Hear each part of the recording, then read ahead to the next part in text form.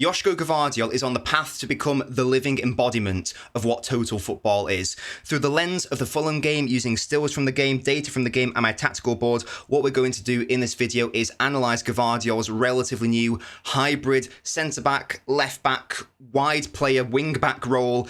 And we are going to touch on the relationship between Phil Foden in particular and why it's such a beneficial dynamic for this Man City side. Let's start with how City sets up in the main against Fulham. In the opening 10 minutes of the game, City were sloppy. Let's put it that way. That was changed very, very early on. So this is the start of the game. And you can see there's the back two of Diaz. Ake got that midfield three. Akanji popping into the midfield. Bernardo going wide. Right, Kovacic dropping alongside Rodri as well.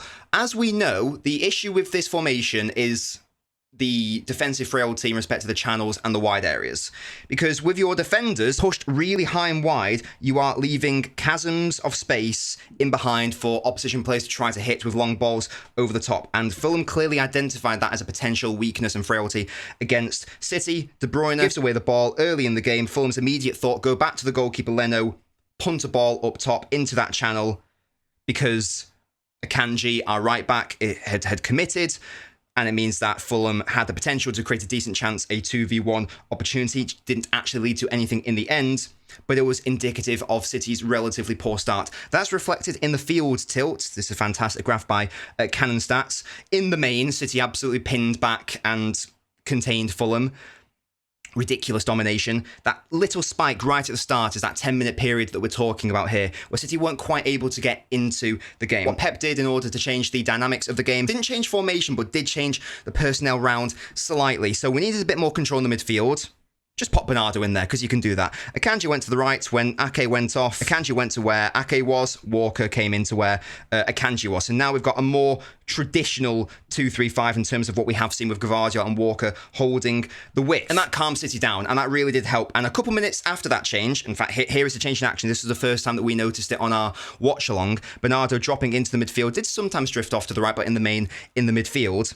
As soon as that happened, it actually got Gvardiol more involved in the game. A couple of minutes after Bernardo moved to the midfield, the first goal is scored. And this is where we need to talk about the relationship between Gvardiol and Foden and why it's such a really crucial dynamic in order for this system to work. This is the exact opposite of what we saw a couple years ago when it came to Grealish and Cancelo. What I mean by that, they did not match well on the pitch because they both wanted to drive inwards. Cancelo, despite being a fullback, was not necessarily inclined to go to the left wing, playing at left back. He's right-footed after all. He always wanted to drive inside. Grealish, again, always wanted to drive inside. So they were taking up the same space as one another, and they were getting in each other's way. Grealish performed much better when he had a player like Ake, for example, overlapping him, or Bernardo under and overlapping him. What Gvardiol and Foden are is the antithesis of that. Here's the first goal. Gvardiol picks up the ball. Phil Foden's first instinct is to drive forwards and make an underlapping run. What that does is it takes this defender out of the game, but it also does, it opens all of this space for Gvardiol to run into, because that player's about to get dragged over there. Gvardiol's going to beat his man there because he's got the ball control to do it. Again, intelligent run by Foden. Good dynamic between the two. Gvardiol, incredibly Grealish-like, drives inwards. This defender realises that he's in no man's land in a way. Gvardiol's first instinct here is not a typical defender's instinct. He wants to continue the run. He knows De Bruyne's going to try to play that 1-2. What was most impressive for me was the decision-making in respect to this passage play. This is genuinely one of my favourite goals of the season because of all the individual decisions and moments that Gvardiol has to make in this phase. I think another defender might take this ball, drive down there, and then maybe they'll cross it in for their number 9 to hit at the back post. Gvardiol decides to take it on himself. He's like, no, I'm going to beat Diop. I'm going to dribble past him, and then I'm just going to create an opportunity for myself. With his weak foot, that's exactly what it does. Diop is now wrong-footed. Doesn't panic, doesn't rush. Takes another touch with his weak foot.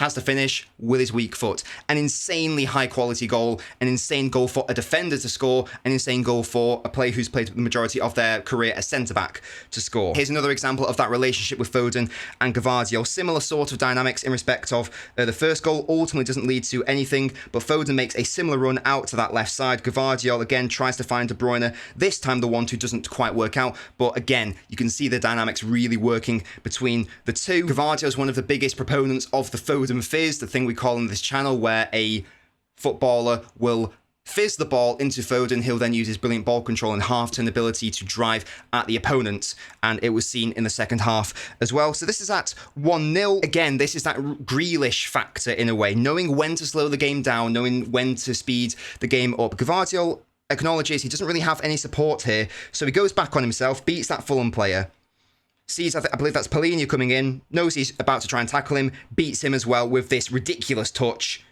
He's got no chance, evades him. Now, because he's delayed, Foden, who is in a deeper position, can now progress forwards and access that space. Gvardiol knows this, plays a lovely first-time ball with his weak foot into the path of Foden. This leads to a situation where De Bruyne has a shot at goal. It's a very good save by Leno in the end. Once again, that dynamic between the two and that interaction between the two is what was City's biggest weapon in this game. Absolutely. When you need calmness on the ball, when you need to evade a Fulham press, this was at 2-0, Fulham desperate to get back into the game, pressing high, trying to force City into a mistake. You need your players to be calm, switched on, preferably you need your wingers to be able to play quick first-time passes. So yeah, let's just have our centre-back do that. Easy first time, again, weak foot pass into Foden. Foden now has a run at the Fulham defence. It wasn't just that interaction with Foden that was impressive. It was also the positioning and the movement that Gvardiol takes in this new hybrid winger role. He doesn't seem unaccustomed to it at all. Look at the expected threat in respect of receiving a pass. Top by a fair margin. It obviously from the first goal, also from the corner goal. The intelligence to know exactly where Bernardo wants to play that pass and where he needs to be, and the timing of the run. It's better than a lot of forward players in the Premier League, and I will reiterate, this is a centre-back that we are talking about in this new hybrid winger role. Obviously, the finish is good as well. I was just more impressed with the movement. Kovacic had a good game, by the way. I suspect we are going to be bringing in Paquetá, who's one of the best players in the Premier League at through balls. Just imagine Gvardiol's runs from Paquetá's through balls. This was the one occasion it happened in this game. Again, just the intelligence to know that he should be making that run, or that he can make that run, that he anticipates Kovacic to be able to play that pass, times it to perfection, stays on sides, and this is maybe my biggest critique of Gvardiol in this new hybrid role.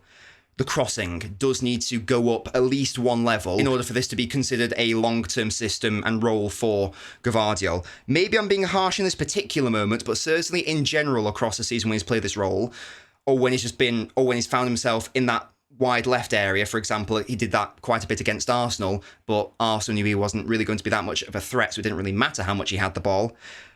Can he maybe play that ball in a little bit earlier? Try to find Haaland, either with his head or with his foot. Maybe I'm being harsh there. Ultimately, he does find De Bruyne with the cross. A little bit fortunate with the Fulham defender making a bit of a meal of it. Here's another example. I think what he's trying to do here, it's similar to that Cancelo-Trivela outside of the foot pass to cross to Haaland against Dortmund in the Champions League. The good thing about this move is that he sees the pass, so he knows what he should be doing. It's just the execution which he doesn't quite get right. You can see Haaland's trying to ghost in at that backside, but the cross is poor. It goes straight to Leno. If I'm being very harsh, that is my biggest gripe with Gvardiol in this role. Ultimately, it's a defender who is being asked to be a wide player, to go to the next level in respect of this role, and for this to be tenable for however many years to come, that stage in his game must improve. So that's one of the disadvantages. One of the advantages, to be fair though, is that if you've got a defender out wide, in general, defenders tend to be quite a bit stronger and more aggressive than forward players. Here's one such example. Akanji, really bad ball. I think he's trying to find Gvardiol with the chip.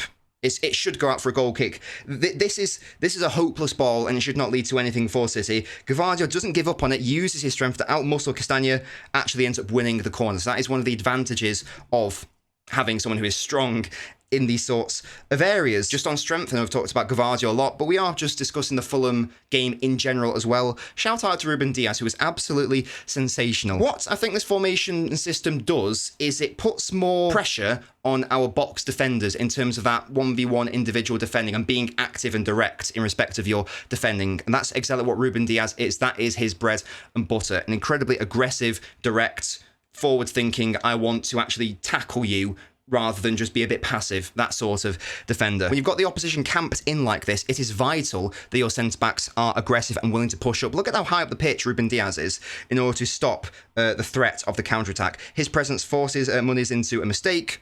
Kanji's able to sweep up, and this happened throughout the game. Could have picked like 12 different examples of this where Fulham try to cross the ball, but Ruben Dias gets in the way or puts his head on it. Here's one such example. Ball in, Ruben Dias, again, that is his bread and butter, that box defending. So that was the game against Fulham. Man City battering Fulham 4-0 in the end. The main story of the game was this hybrid role. Gvardiol basically being tasked with being a left winger. That and the relationship and dynamics with Foden is what ultimately won the game. That left half space domination and dynamic is what got City the 3 points today and what could win City the title. Of course, there's so much more to say about the 2-3-5 formation that Pep's been deploying since around January. And if you want to learn more about that formation, the benefits of it, the disadvantages, what is the future of it, check out this video here.